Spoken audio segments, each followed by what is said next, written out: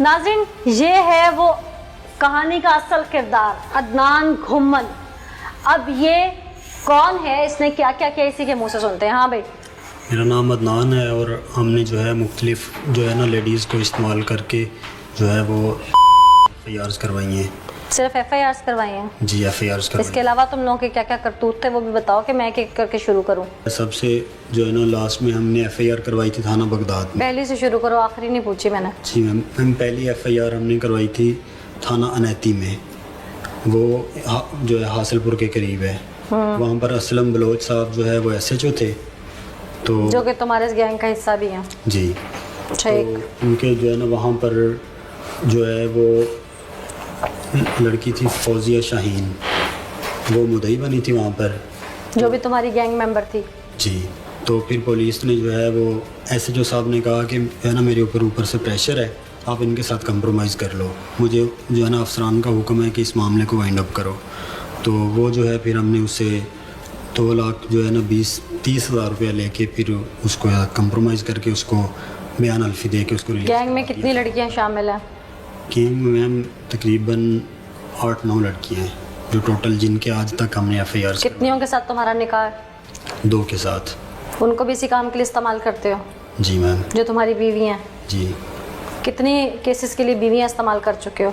उसमें मैम जो है एक ही जो है ज़ेबुन्निसा जो है वो उसको एक केस में इस्तेमाल किया है, दूसरी जो शबीन है वो तकरीबन 3-4 केसेस में। और बाकायदा तौर पर गलत काम करवाते हो उनसे? जी मैम। अच्छा, किस सन से कर रहे हो ये वारदातें? ये मैम तकरीबन 2-2.5 साल से। 2-2.5 साल से, यानी 2017 से? जी। पढ़े लिखे मालूम होते हो? जी, मैं FSC की हुई है। Pre medical? जी। क्लियर है? जी इस काम में क्यों पड़ गए? मैम, बस वो मेरा एक कज़न था, उसके साथ ताल्लुक़ था, तो उसकी वजह से मैंने पढ़ाई छोड़ दी, उसके साथ ऐसे फिरता रहता था। एंटी करप्शन वाले क्या मामला थे, ये भी रेड वेड करवाते रहे? जी मैम, एंटी करप्शन का मैम सबसे पहले पटवारी था हमारे इलाके में, पीछे यजमान में 101 DNB में खालिद पहलवान पटवारी था। तो हमारा जो है मतलब मैंने नाना अबू की विरासत करवानी थी अपनी मतलब वालदा की, तो उसके लिए मैं गया था उसके पास। उसको मैंने जाके कहा कि उसने कहा कि मुझे इतने पैसे दोगे तो मैं फिर काम करूँगा। जो उसके अलावा लोगों को फंसाते थे वो? उसके अलावा मैम ये हुआ था, उसके बाद मैंने एक रेड करवाया था ये SC कॉलेज के क्लर्क के ऊपर। पैसे कैसे दे के फंसाया उसे? वो मैंने उसे कहा था कि मेरा जो है वो एडमिशन है इधर डिग्री कॉलेज यजमान में, वहाँ से मैंने माइग्रेशन करवानी है इधर SC कॉलेज में, तो आप जो है ना मतलब उसका जो खर्चा होगा मैं दूंगा। तो उन्होंने मुझसे पैसे मांगे थे तकरीबन 20,000 रुपया। वो बताओ जो जिन लोगों को तुमने उधार वापस करते हुए भी फंसाया हुआ है। जी मैम, ये जो है ना वो एंटी करप्शन का है।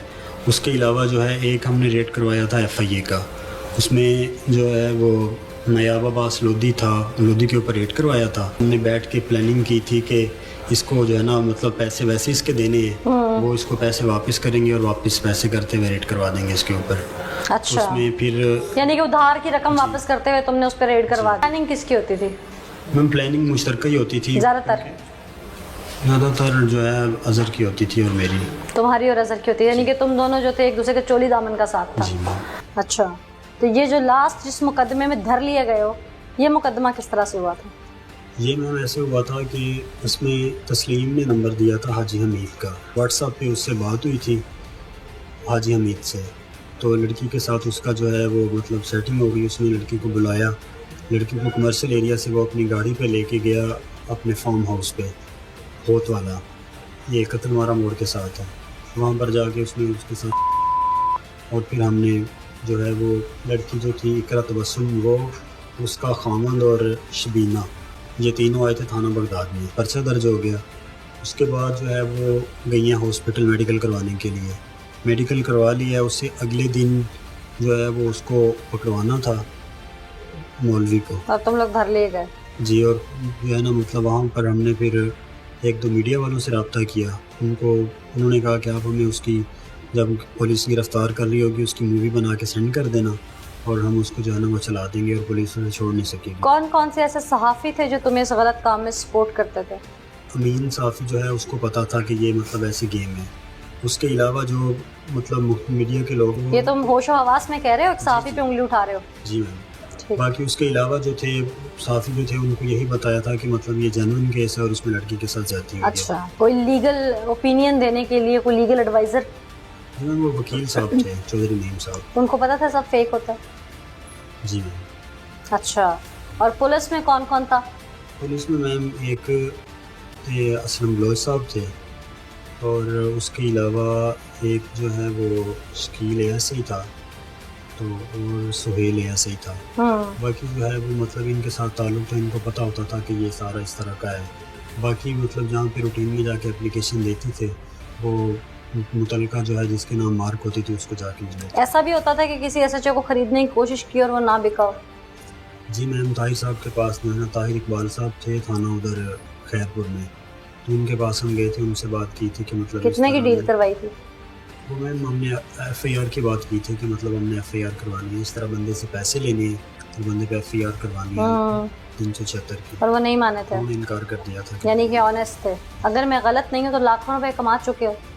जी ताहिर साहब, आप एसएचओ भी हैं, आपके थाने में ये लोग गिरफ्तार भी हुए हैं। ये मुकदमा इसी थाने की हदूद का था या ये मुख्तलिफ मुकदमात थे जिन पे पुलिस ने एक एक करके फिर इस गैंग को गिरफ्तार किया? जी मोटरवे का जो केस हुआ था, जो इंसिडेंट हुआ था, उसको जो है इतनी ज़्यादा प्रोजेक्शन मिली तो उसकी देखा देखी यहाँ पे रेप केसेस बहुत ज़्यादा बढ़ गए। अच्छा। जो मतलब एक्चुअल केसेस नहीं, जो मतलब प्रोफेशनल लोग थे उन्होंने मतलब प्री प्लान तरीके से, प्लांटेड तरीके से ऐसे केसेस वगैरह करके तो उन्होंने मुख्तलिफ लोगों को, शुरफा को उन्होंने बदनाम करना शुरू कर दिया। तो एक केस ऐसा ही हमारे थाने में एक आया था जिसकी हमने थॉरली और डीपली जब इन्वेस्टिगेशन की तो पता लगा कि ये जो है ये ब्लैकमेलिंग ग्रुप है।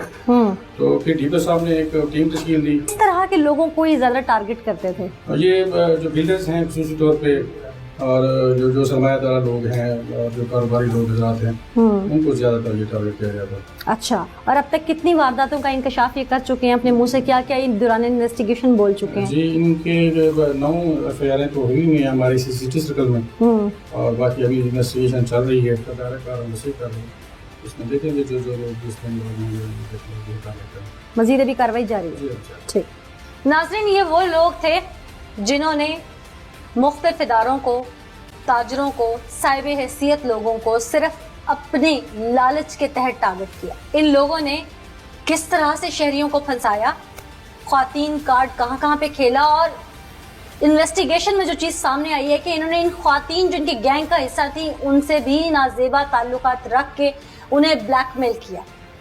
मैं पहले भी ऐसे ठग 420 नौसरबाजों के खिलाफ कई प्रोग्राम कर चुकी हूँ और आज तो एक पढ़ा लिखा नौसरबाज मैं आपके सामने लाके खड़ा कर चुकी हूँ। खुदारा इनसे बचिए।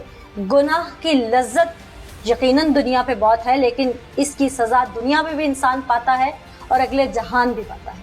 तो जिस तरह से ये गुनाह की दलदल में फंसाते थे, खुदारा ऐसी दलदल से बचिए, कहीं ऐसा ना हो कि आप भी ऐसे शिकारियों के हाथ लग जाए। आज के एपिसोड से मुझे अनीला ज़का को इजाज़त दीजिए।